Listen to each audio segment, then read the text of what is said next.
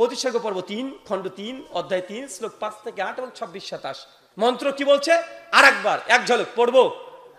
মন্ত্র বলছে এত স্মৃন্তারে মিলেচ্ছাচার নিয়া সমান্বিতাঃ মহামাদৈতি খ্যাত শিষ্য শাখা সমান্বিতাঃ রূপশ্চৈব মহাদেবং মরুস্থলা নিবাসিনাম গঙ্গা জলস্য পঞ্চগর্ভ সমান্বিতাঃ চন্দন দিবার ভচ্চ তুষ্ট মনুষ্যহরাম নমস্তে গিরি জান্নাত প্রভু নিবাসিনে ত্রিপ্রাসুর নশায়া বহুময়া প্রবর্তনে লিঙ্গোচ্ছেদাশিকাই নমস্তে শ্রীধারিণী সুদূষকা উচ্চলাপি সর্বভোক্ষী ভবিষ্যতি জনমামা।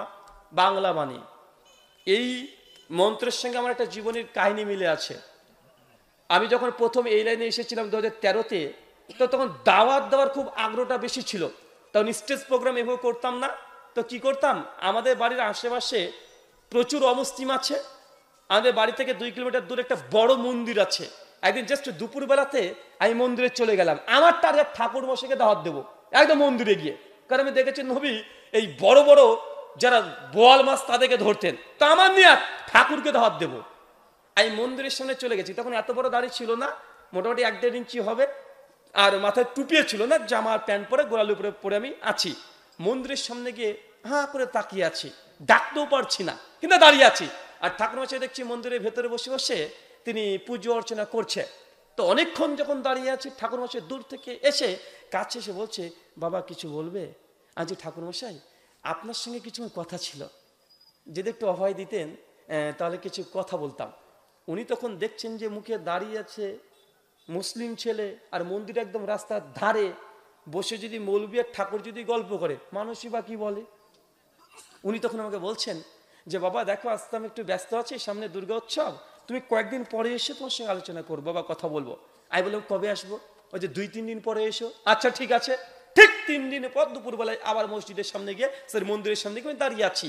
ঠাকুর মশাই আবার দেখছে, এসে কাছে এসে বলছে, বাবা কিছু বলছো? আজ ঠাকুর মশাই আপনি বলেছিলেন যে আসতে 3 দিন পরে, তো আজকে 3 দিনকার দিন এসেছি। বলছে আচ্ছা কি বলছো বলো তো, তাড়াতাড়ি তুমি বলো। আমি তখন বলছি যে ঠাকুর মশাই দেখেন, আসলে আমার বাবা তিনি হিন্দু ছিলেন, পরে তিনি মুসলিম হয়েছেন। তা আমার জানার আগ্রহ, আমি সত্য অনুসন্ধান করছি আমার বাবা কেন সনাতন ধর্ম ত্যাগ করে দিয়ে ইসলাম গ্রহণ করলেন, এটা জানার জন্য আপনার কাছে ছুটে এসেছি। উনি যখন এই কথা শুনেছে তখন বাবা তাই নাকি? আচ্ছা জি হ্যাঁ। উনি তখন সঙ্গে সঙ্গে বাবা ভেতরে এসো ভেতরে এসো, গেট খুলে দিয়ে আমাকে মন্দিরে ঢুকে নিয়েছে। ওপরে উঠতে বলছে। আচ্ছা ওপরে উঠছি না, মন্দিরে যে ধাপিগুলো আছে আমি এখানেই বসি। বসে পরপর 3 দিন আলোচনা করেছি, কমপক্ষে 12 ঘন্টা লাগাতার আলোচনা। তার মধ্যে এই একটা মন্ত্র নিয়ে আলোচনা করেছিলাম। আমি কিন্তু একটা মিথ্যা কথা বলছি না যে আমার বাবা হিন্দু থেকে মুসলিম হয়েছে। আসলে আমার বাবা হিন্দু থেকে মুসলিম হয়েছে, আমরা ফার্স্ট জেনারেশন মুসলিম আলহামদুলিল্লাহ। আমার বাবার আরো 4 ভাই বোন সবাই এখনো হিন্দু আছে, সবাই আমরাই ফার্স্ট মুসলিম। তো আমি তখন ঠাকুর মশাইকে বললাম যে ঠাকুর মশাই আমার পিসিমা যখন আমার বাড়িতে এসেছিল তখন পিসিমার সঙ্গে আলোচনা করতে করতে বলছিলেন যে আপনাদের ধর্মে নাকি একজন অবতার আসবে, এ কথা ঠিক? বলছে জি কথা ঠিক। আচ্ছা কি অবতার, নাম কি? বলছে ওর নাম হচ্ছে কল্কি অবতার। কি অবতার বলেন তো? কল্কি অবতার। আচ্ছা কল্কি অবতার তিনি আসবেন। আচ্ছা ঠাকুর মশাই তিনি আসে যদি, তো আপনি কিভাবে চিনবেন? পৃথিবীতে 750 কোটি মানুষ, চিনবেন কিভাবে? উনি বলছেন বাবা আমাদের শাস্ত্রে এই অবতার প্রসঙ্গে অনেক কথা আলোচনা করা আছে। আজ কি আলোচনা করা আছে? মানে তাকে যত প্রশ্ন করছে এই জন্য, কারণ ও যত উত্তর দেবে আমার আলোচনা করতে সুবিধা হবে। মূর্খের সঙ্গে আলোচনা করে পারা যাবে? কথা বলেন না, যে জানে তার সঙ্গে আলোচনা করতে ভালো লাগবে। আমি তখন বললাম কি বলা হয়েছে? বলছে বাবা কলিক অবতার যখন আসবে তার হাতে থাকবে তরবারি, আর সে একটা উট বা ঘোড়ার পিঠে চড়ে আসবে। আজ কেন আসবে? বলছে শত্রুকে ধ্বংস করতে, ভালো মানুষকে রক্ষা করতে। এই যখন কথা অনেক চলতে থাকলো, আমি তখন একটা পর্যায়ে বললাম যে ঠাকুর মশাই আমার কেমন যেন খটকা লাগছে। বলছে বাবা কি বলো? মন্দিরেই বসে আছি কিন্তু আমি। ওনাকে তখন বললাম যে আপনি বলছেন কল্কি অবতার আসবে শত্রুকে ধ্বংস করতে আর ভালো মানুষকে রক্ষা করতে, যুদ্ধ করতে আসবে, পিঠে শান্তি দিতে। তা হাতে থাকবে তরবারি, উট বা ঘোড়ার পিঠে চড়ে আসবে। তো এখন যে টেকনোলজির যুগ, এখন যদি আপনার কল্কি অবতার হাতে একটা তরবারি নিয়ে ঠং ঠং করতে করতে চলে আসে, আর দূর থেকে কোনো জঙ্গি সন্ত্রাসী যদি AK-47 মিসাইল নিয়ে বসে রাখে, আপনার কলকি মতো ক সেকেন্ড বলেন, ক সেকেন্ড? এ তরবারির যুগ, এখন কথা বলেন, তরবারির যুগ, এখন ঘোড়া উঠের যুগ। আনছি যে এই শ্লোকগুলোর জন্য কেমন মনে হচ্ছে না? উনি তখন বলছে, বাবা দেখো, আসলে ধর্মর তত্ত্বর বিষয়, এলে বাহ্যিক দিক থেকে দেখলে হবে না, এর গভীরে প্রবেশ করতে হবে। গভীরে প্রবেশ করতে হবে। তা আমি তখন বললাম যে ঠাকুরমশাই, আসলে কলকি অবতার নিয়ে বেশ কিছু পড়াশোনা করা হয়েছে, যদি আপনি চান আমি কিছু বলতে পারি। উনি যে, কি তুমি পড়াশোনা করেছো? আমি বলছি যে, আপনি বলছেন যে কলকি অবতার তিনি আসবেন, আর আমার দাবি যে আপনাদের কলকি অবতার অলরেডি চলে এসেছেন। বলছে, বলো কি, কে সে ব্যক্তি? আমি বলছি, আমাদের নবী মুহাম্মদ রাসূলুল্লাহ সাল্লাল্লাহু আলাইহি ওয়াসাল্লাম। যে কি বলো, তোমাদের নবী আমাদের অবতার হতে যাবে কোন দুঃখে? আজকে শাস্ত্রতে এই কথাই বলছে। আমি তখন বললাম যে, আপনি বলছেন অবতার আসবে, হাতে তরবারি থাকবে। ভাইজান, আমাদের নবীর হাতে তরবারি ছিল কি ছিল না? শত্রুকে ধ্বংস করেছে কি করে নাই? ভালো মানুষকে রক্ষা করেছে কি করে নাই? শান্তি তথা ইসলামকে প্রতিষ্ঠা করেছে কি করে নাই? আমি বলছি, দেখেন, আপনার অবতার যদি বলেন আসে নাই, আসবে, তো যুগ তো উন্নত, তরবারিতে যুদ্ধ আর হবে না।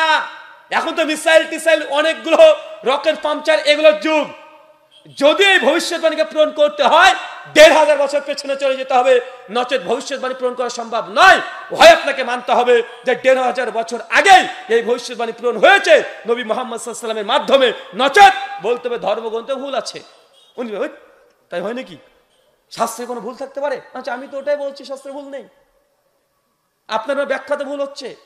আপনি অবতারের অপেক্ষায় বসে আছেন, উনি চলে এসেছেন অলরেডি। ২, তিনি উট বা ঘোড়া পিঠে চড়ে আসবে, এখন উটের যুগ। আরে এখন দেখছেন না, ইসরায়েল ফিলিস্তিন এখন যুদ্ধ চলছে, রকেট ডোম আসমান থেকে মেরে দিচ্ছে। একটু আগে ক্যামেরাম্যান গুলো একটু কি আগে চালাচ্ছিল না ভাইজান, ড্রোন ক্যামেরা চালাচ্ছিল। এইবার ড্রোন ক্যামেরা দিয়ে গোটা দেশকে ধ্বংস করে দিচ্ছে। তো এখন যদি উটের পিঠে চলে আসে, ওই কলকি অবতার কতক্ষণ টিকবে? কতক্ষণ? ও টাইম মেশিন ফিট করে দিয়ে ও সেকেন্ডে এখান থেকে বসে ও কলকি অবতারকে উড়িয়ে দেওয়া যাবে। ভাই যাবে কি যাবে না কথা বলেন? উনাকে যখন এই কথা বললাম, তখন উনি বলছেন যে, বাবা আসলে এই শাস্ত্রের কথাগুলো এই বাহ্যিক দিক থেকে বুঝতে গেলে একটু কষ্ট হয়ে যাবে। আমি তখন বললাম যে, ঠাকুরমশাই, আমি কয়েকটা পয়েন্ট আপনাকে বলছি, দেখেন তো আমার পয়েন্টগুলো ঠিকঠাক আছে কিনা, কারণ আপনি একজন পণ্ডিত মানুষ, বিজ্ঞ পণ্ডিত মানুষ। আমি বলছি যে ভুল বলি, আপনি সংশোধন করে দিন। যে ঠিক আছে বলো। আজ শ্রীমদ্ ভাগবত গীতা অধ্যায় নম্বর ৪ শ্লোক নম্বর ৭ আর ৮ দুটো মন্ত্র আছে। অবতার কেন আসে, কি করতে আসবেন, মন্ত্রে বলা হচ্ছে। কি বলা হচ্ছে দেখেন, ইয়াদা ইয়াদা হি ধর্মস্যে গ্লানির্ভাবতি ভারতা অভ্যুত্থানম ধর্মস্যে তদাত্মানং সৃজামিহং পরিত্রাণায় সাধূনাং বিনাশায় দুষ্কৃতম ধর্ম সংস্থাপনায় সম্ভাবমি উগে উগে। কি বুঝলেন? এতক্ষণ মৌলবীর কাজ করছিলাম, এখন ঠাকুরের কাজটা একটু করে দিই। যদি কোনো মন্দিরের দায়িত্ব দিয়ে দেয়, যদি মন্ত্র পাঠ করতে শুরু করে দিই, বুঝতে পারবে না ঠাকুর না মৌলবী, দুটো একসঙ্গে চালিয়ে দিতে পারবো। মন্ত্র বলছে ইয়াদা ইয়াদা হি ধর্মস্যে, যখন ধর্মের মধ্যে অধর্ম নেমে আসে, মানুষ পাপ, অন্যায়, অত্যাচার, রাহাজানি, চিন্তায় এলো করতে শুরু করে দেয়, ইয়াদা ইয়াদা হি ধর্মস্যে গ্লানির্ভাবতি ভারতা অভ্যুত্থানম ধর্মস্যে তদা আত্মানাম সৃজামিহং।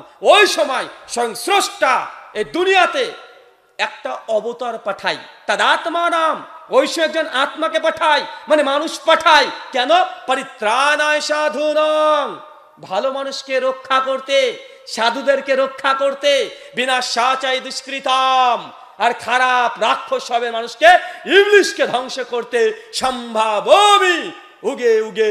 ঈশ্বর প্রত্যেক যুগে এমন অবতার তথা আত্মা মানুষ আমাদের ভাষায় নবী প্রেরণ করেন। উনি তখন যখন মন্ত্র পাঠ করেছে, উনি তখন বলছে, মুখের দিকে তাকায় আর বলে, মুসলমানও লাগিয়ে আবার মন্ত্র পাঠ করে, উনিও অবাক। আর দীর্ঘক্ষণ আলোচনা মন্দিরের একদম ধাপির ওপরে, না ওপরে আমি উঠিনি, ধাপির ওপরে আছি, আলোচনা করছি। আর পাশে দেখছি যত গ্রামের মহিলাগুলো আছে, ওরা সব চলে এসেছে, ওরাও বসে শুনছে।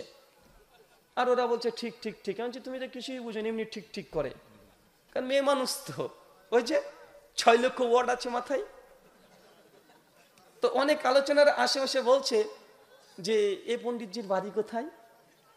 তখন ওই ঠাকুর এসে বলছে মহিলাদেরকে, আল্লাহি, আল্লাহর কসম করে বলছে, মিথ্যা কথা না। উনি তখন বলছেন ইনি পণ্ডিত না, ইনি মুসলমান। মানে ওরা বলে মুসলমান, ইনি মুসলমান। বলছে হায় ভগবান, ইনি মুসলমান, এইভাবে মন্ত্রপাঠ করছে। তো যখন হয়ে গেল, অনেক দীর্ঘ আলোচনা, 12 ঘন্টা আলোচনা, আমি জাস্ট এই মন্ত্র কেন্দ্রিক আলোচনা আপনাকে বোঝাচ্ছি। তা আমি তখন বললাম যে ঠাকুর মশাই, এই কলিকি অবতার বলছেন আসেনি, আমার দাবি চলে এসেছে। আচ্ছা, কলিকি অবতার যখন আসবে, তখন বলা হয়েছে কলিকি পুরাণ 4th অধ্যায় 2য় অধ্যায় 4th নম্বর শ্লোক, চতুর্বিভাতৃভিদ এবং কালিস্বামী কালিক্ষায়ম। এই কলিকি অবতার যখন আসবে যুদ্ধ করার জন্য, চতুর্বিভাতৃভিদ এবং, চতুর মানে কি? 4, ভাতৃভি মানে ভাই থাকবে, বন্ধু, দোস্ত, ফ্রেন্ড থাকবে, 4 জন বন্ধু নিয়ে আসবে শত্রুকে ধ্বংস করতে। আমি বলছি আমাদের নবী মুহাম্মদ রাসূলুল্লাহ সাল্লাল্লাহু আলাইহি সাল্লাম, তার 4 জন খলিফা ছিল, বন্ধু দোস্ত ছিল, আবু বকর, ওমর, ওসমান, আলী। এই তো আপনার শ্লোকের সঙ্গে মিলে যাচ্ছে। উনি তখন কিছু আর বলছে না, হে শুষ করে উড়িয়ে দিচ্ছে না। এরপরে বলছি কলিকি পুরাণ 4th অধ্যায় 7 নম্বর শ্লোক, যত জুয়াং দেবাং রত সংসবাতনে রতা। যখন কলিকি অবতার ধ্বংসযজ্ঞ চালাবে শত্রুদেরকে, ওই সময় স্রষ্টা তিনি বিভিন্ন দেবদূতদের অবতারকে সহযোগিতা করবে। দেবদূত বলতে কি? ফেরেশতা। বদরের যুদ্ধে আল্লাহ সুবহানাহু ওয়া তাআলা ফেরেশতা দিয়ে নবীকে সহযোগিতা করেছে কি করে নাই? সূরা আলী ইমরান 123 থেকে 125 নম্বর আয়াত ডিটেইল আলোচনা করা আছে। আমি চাই এদিকে আমাদের নবীকেও তো সহযোগিতা করা হয়েছে। পণ্ডিতজি কোনো কথাই বলে না। আমি বলছি ঠাকুর মশাই, কলিকি অবতার যে জন্মগ্রহণ করবে, তার বাপের নাম কি হবে, মায়ের নাম কি হবে, কোথায় জন্মগ্রহণ করবে, কিভাবে বুঝবেন? যদি বাংলাদেশে জন্মগ্রহণ করে, যদি পাকিস্তানে করে, যদি আমেরিকায় হয়, বুঝবেন কিভাবে কোথায় জন্মগ্রহণ করবে? উনি তখন বলছে, বাবা আমাদের শাস্ত্রে লেখা আছে। কি লেখা আছে? ওই যে শামভালা নামক একটা জায়গা আছে, ওইখানে কলিকি অবতার জন্মগ্রহণ করবে। আচ্ছা ঠিকই আছে এই কথা। ভাগবত মহাপুরাণ স্কন্ধ নম্বর 12 অধ্যায় নম্বর 18 শ্লোক নম্বর 8 থেকে 20 কি বলছে? শামভালা বিষ্ণু যশস্য গুরিয় পদুর ভাব মহাম সুমাতান মাতারি বিভ কন্যা দায়িনী তার নিরেশাত। শামবালা বিষ্ণু যশস্ব গৃহ, কলিকি অবতার জন্মগ্রহণ করবে শামবালা শহরে, বিষ্ণু যশস্ব গৃহ, বিষ্ণু যশার গৃহে, সুমাতান মাতারি বিভ, সুমতির গর্ভে। 3টে ভবিষ্যৎবাণী একসঙ্গে এক শ্লোকে। শামবালা বিষ্ণু যশস্ব গৃহ, শামবালা শহরের নাম। আমি ঠাকুর মশাই বললেন, ঠাকুর মশাই শামবালার বাংলা মানে কি? শামবালা তো সংস্কৃত শব্দ। ওই যে শামবালা মানে শান্তিতে পরিপূর্ণ একটি জায়গা। আচ্ছা আশ্চর্য বিষয়, সূরা 3 সূরা নম্বর 98 আয়াত 3 এবং 4 আল্লাহ কোরআনে বলেছেন, ওয়াহাজাল বালাদিল আমিন, মক্কা নগরী শান্তিতে পরিপূর্ণ একটি জায়গা। আর ঠাকুরকে মশাইকে বলছি যে আপনার সংস্কৃততে বলছে, আমারটা আরবিতে বলছে, ব্যক্তি একটাই। যখন এই কথা বলেছি, ঠাকুর মশাই তখন বলছে অনেকক্ষণ পর, আচ্ছা ঠাকুর মশাই তারপরে আপনি এটাকে অস্বীকার করবেন? উনি বলছেন, বাবা তোমার কথায় যুক্তি আছে, এটা আরো গভীরভাবে দেখতে হবে। আমি বললাম মাশাআল্লাহ, তার মানে উনি আস্তে আস্তে আস্তে আস্তে গ্রহণ করার ক্যাপাবিলিটি তৈরি হচ্ছে। আমি তখন আরো খুশি হলাম। আচ্ছা আরো কথা বলে দিই, যে ঠাকুরকে মুসলিম করে নিতে পারি, বিশাল ব্যাপার হয়ে যাবে আমার। যে ঠাকুরকে মুসলিম করে নিয়েছি আমি, জজবাব চলে আসছে আরো। আর তখন নতুন যুবা, আজ থেকে প্রায় 10 বছর 11 বছর হয়ে গেল, প্রায় 11 বছর, 13 সালের ঘটনা। আমি তখন সঙ্গে সঙ্গে বলছি, ঠাকুর মশাই এই যে বলছে শামবালা শহরে মানে দারুল আমান, মক্কা নগরীর কথা বলছে, বিষ্ণু যশস্ব গৃহ। বিষ্ণু যশা মানে কি? বিষ্ণু মানে ঈশ্বর, রক্ষাকর্তা, স্রষ্টা। যশা ইয়াস থেকে এসেছে, মানে স্রষ্টার দাস। সংস্কৃত ভাষাকে বাংলা করলে হয় বিষ্ণু যশা মানে কি? ঈশ্বরের দাস। আরবি করেন আব্দুল্লাহ। আব্দুল্লাহ মানে কি? সার্ভেন্ট অফ গড, আল্লাহর দাস, আল্লাহর হিত। আচ্ছা আমার নবীর নাম আব্দুল্লাহ। ঠাকুর এসে বলছে, হ্যাঁ আমরা এটা ইতিহাস বই পড়েছি। বললে তারও ভালো। আচ্ছা আমি বানিয়ে কিছু বলছি না। আব্দুল্লাহ সংস্কৃত বিষ্ণু যশা, শামবালা আরবি করেন দারুল আমান মক্কা। 3 সুমাতান মাতারি বিভ, তার মায়ের নাম হবে সুমতি। সুমতি মানে কি? শান্তিময়, অচঞ্চল। আচ্ছা আশ্চর্য, আমার নবীর আম্মার নাম ছিল আমিনা, বাংলা শান্তিময়, অচঞ্চল। নামটা মিলে যাচ্ছে। উনি অন্ততপক্ষে এগুলো জানেন, কেন আমার ইন্ডিয়ান হিস্ট্রিতে অন্ততপক্ষে মোহাম্মদ সাল্লাল্লাহু আলাইহি ওয়াসাল্লামের বায়োগ্রাফি কম বেশি পড়ানো হয় ইতিহাস বইগুলোতে, যেন মধ্যপ্রাচ্যের ইতিহাস যখন পড়ানো হয়। তো উনি তখন বলছেন যে হ্যাঁ আমরা এটা জানি। ওনাকে দেখুন, আমি আরো দীর্ঘ আলোচনা, আমি তো বললাম যে আপনার মতামত কি, এত কিছু বলার পরে উনি তখন বলছেন যে রুহুল আমিন ভাই, আপনার নবী প্রসঙ্গে যদি মেনে নিয়ে ভবিষ্যৎবাণীগুলো আসলে ঠিকই যদি ধরে নিই, তো এত বাংলা সংস্কৃত আরবি করার কি দরকার, ডাইরেক্ট নাম থাকলে তো হয়ে যায়। ডাইরেক্ট যদি শাস্ত্রে যদি নাম থাকে তাহলে তো মেনে নিই। আমি তখন বললাম যে ঠাকুরমশাই, মন্দিরে কোনো শাস্ত্র আছে আপনার এই মুহূর্তে? উনি যেহেতু বৈষ্ণবী মতবাদে বিশ্বাসী, মানে হিন্দুদের মধ্যে অনেকগুলো ফিরকা আছে, আমাদের মধ্যে আছে না ভাইজান, হানাফি, শাফি, মালিকি, হাম্বেলি, দেওবন্দি, বেরলবি, জামাত ইসলামী, চরমনাই, ইনাদপুরি, জোনপুরি, রাজারবাগি, মাঝভান্ডারি, আটরশি, ফুলতলি, আছে না? নাই আছে না ভাইজান? এই তো শুধু বাংলাদেশের কোম্পানি, ইন্ডিয়াতে আরো অনেক আছে, যদিও হচ্ছে বেশিরভাগ ইন্ডিয়া থেকে তৈরি হয়েছে, তাই না ভাইজান? ফুরফুরা ইন্ডিয়া, হুগলি, তাবলিগ জামাত হরিয়ানা, উত্তরপ্রদেশ, বেরলবি উত্তরপ্রদেশ, বেরলবি শরীফ, দেওবন্দি ওটা উত্তরপ্রদেশ, জামাত ইসলামী অখণ্ড ভারতের হায়দ্রাবাদ, আবুল আল্লাহ মৌদুদি, সবগুলো কোথায়? বদমাস কাদিয়ানি, ওটা ইন্ডিয়াতে, সবগুলো ওখানে ওখানে না ভাইজান? জৌনপুরি ওটাও ইন্ডিয়াতে, সবগুলো ওখানে তৈরি হয়েছে। কেন জানেন? এর একটা ইতিহাস আছে যে এত দল শুধু ভারত থেকে কেন তৈরি হলো। আপনারা তারপরে বাংলাদেশে এসেছেন, এটা আরো মাথা, শাখা পোশাখা, পা, হাত, ডাঁটা, বেগুন সব হয়েছে, সবগুলো হয়েছে পরে। তো আমি ঠাকুরমশাইকে তখন বললাম যে ঠাকুরমশাই, কোনো শাস্ত্র আপনার কাছে আছে? তো উনি যেহেতু বৈষ্ণবী মতবাদ, বৈষ্ণবী মানে কৃষ্ণ ভক্ত, কৃষ্ণকে ছাড়া কাউকে মানে না। যারা শৈবা আসলে শিবকে মানে, কালীকে মানে, এই দুজনকে। যে শাক্ত আছে তারা হচ্ছে গণেশকে ভগবান মনে করে, যারা কৃষ্ণ ভক্ত তারা শিবকে ভগবান মানে না। কথা বুঝতে পারছেন?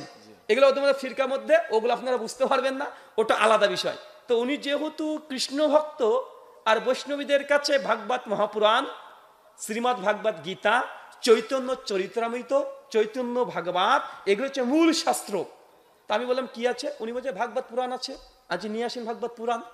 উনি তখন নিয়ে এসেছেন, দেখছি অনেক পুরাতন বই, প্রায় যা মনে পড়ছে 1953 সালের বই, এরকম মোটা, কিন্তু বইটা তুলে দেখলাম খুবই হালকা, মানে কাপ, মানে তখনকার কাগজ এত হালকা, একদম হলুদ হলুদ হয়ে গেছে, রুইপুকুতে খেয়েও নিয়েছে কিছুটা অংশ। আমি তখন বললাম দ্বিতীয় অধ্যায় মন্ত্র নম্বর 76 খুলে দেখেন তো একবার। উনি তখন নিয়ে সঙ্গে সঙ্গে রেখে এখানে খুঁজছে, দ্বিতীয় অধ্যায় মন্ত্র 76, দ্বিতীয় অধ্যায় মন্ত্র 76 খুঁজে ধরে আছে। আমি একটু বলছি ঠাকুরমশাই পেয়েছেন? কোনো কথা বলে না। আমি একটু বলছি ঠাকুরমশাই পেয়েছেন? দ্বিতীয় অধ্যায় মন্ত্র 76, কোনো কথা বলে না। একটুবার বলছি ঠাকুরমশাই পেয়েছেন? উনি মাথা তুলে বলছে, রুহুল আমিন ভাই, এই মন্ত্রটা এখানে ছিল, এতদিন ধরে দেখতে পেলাম না। দ্বিতীয় অধ্যায় 76 নম্বর মন্ত্র, মানে কি 13 নম্বর পৃষ্ঠা, একদম শেষের দিকে নিচ থেকে 7, 8, 9 এই তিনটে লাইনে এই কথাটা লেখা আছে। 13 নম্বর পৃষ্ঠা। ভাগবত গীতায় 18,000 শ্লোক আছে, 12টি স্কন্ধ আছে, 18,000 শ্লোকের মধ্যে দ্বিতীয় অধ্যায় 76 নম্বর মন্ত্র, মানে শুরুতে আছে 13 নম্বর পৃষ্ঠায়। উনি বলছেন এখানে ছিল, তুমি দেখতে পেলেন না? মন্ত্র কি আছে জানেন? মন্ত্র বলছে, অজ্ঞান হেতু ক্রেতা মুহাম্মাদ, মুহাম্মাদ अंधकारिणी नाशिनी विधाय होता दयाते विवेक। ओ लोगो, मोहम्मद नाम पर एक आदमी धरती पर पधारेगा, मोहम्मद नामेर একজন ব্যক্তি এই দুনিয়াতে আসবে, অন্ধকারিনী নাশিনী, এই ব্যক্তি আসবে অন্ধকারকে দূর করতে। কোন অন্ধকার? রাতের অন্ধকার না, গোমরাহি ভ্রষ্টতার এই অন্ধকার দূর করতে নূর মুহাম্মদ সাল্লাল্লাহু আলাইহি ওয়াসাল্লাম তিনি আলো নিয়ে আসবেন। অন্ধকারিনী নাশিনী, অন্ধকারকে নাশ করতে তিনি আসবেন। হে তাদায়াতে, মানুষকে সোজা পথ দেখাতে আসবে। তার নাম মুহাম্মদ, তার নাম মুহাম্মদ। ভাগবত পুরাণের নাম মজুদ আছে। যখন দেখিয়ে দিলাম, উনি আর কিছু কথা বলে না। আমি তখন সেদিন চলে আসলাম, কিছুক্ষণ পরে আজান হলো আসরের সালাতে, আমি বেরিয়ে চলে আসলাম। দেখি আমাকে আর ফোন করে না, মাঝে মধ্যে ফোন করতো। এক সপ্তাহ পার হয়ে গেলে আমি ফোন করলাম, বললাম পণ্ডিতজি কিছু কথা বলতে চাই, আরেকদিন সাক্ষাৎ করতে চাই।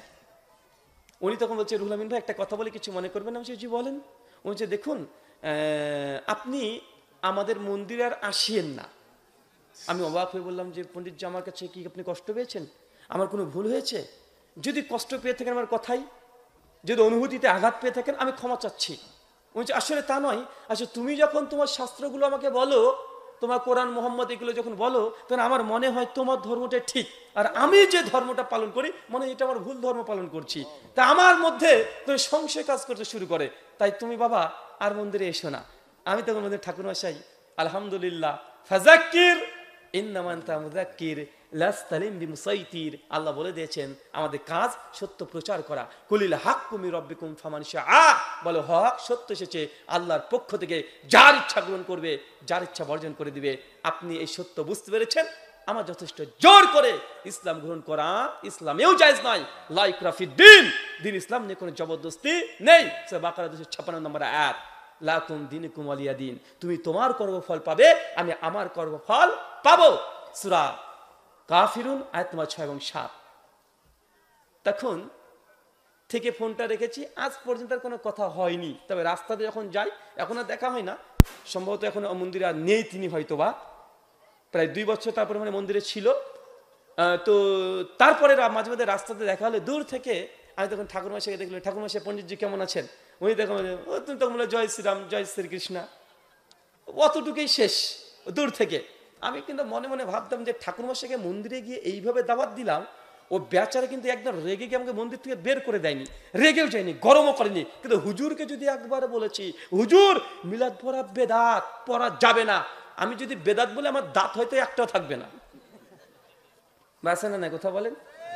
আমি অন্তত হিন্দু হলেও পণ্ডিতজি তাদের মধ্যে একটা সহনশীলতা যতটা দেখা যায়, আমার মতো হুজুরের মধ্যে ততটা দেখা যায় না। ওকে বলেছি, ও কিন্তু বিষয়টাকে বোঝার চেষ্টা করেছে, মানে বিভিন্ন বিষয়।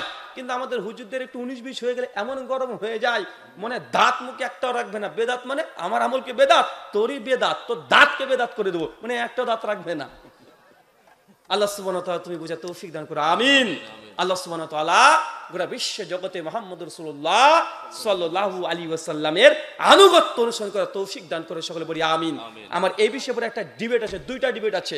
আর হিন্দুদের সঙ্গে ডিবেট আছে, ইউটিউবে যান, ব্রাদার রাহুল হোসেন ভার্সেস রনিন দাস, কলকি অবতার মোহাম্মদ সাহেব, একজন হিন্দু পণ্ডিতের সঙ্গে প্রায় 3 ঘন্টার আলোচনা আছে। আমি প্রমাণ করেছি যে হিন্দু ধর্মেও মোহাম্মদ সাহেব ভবিষ্যৎবাণী আছে।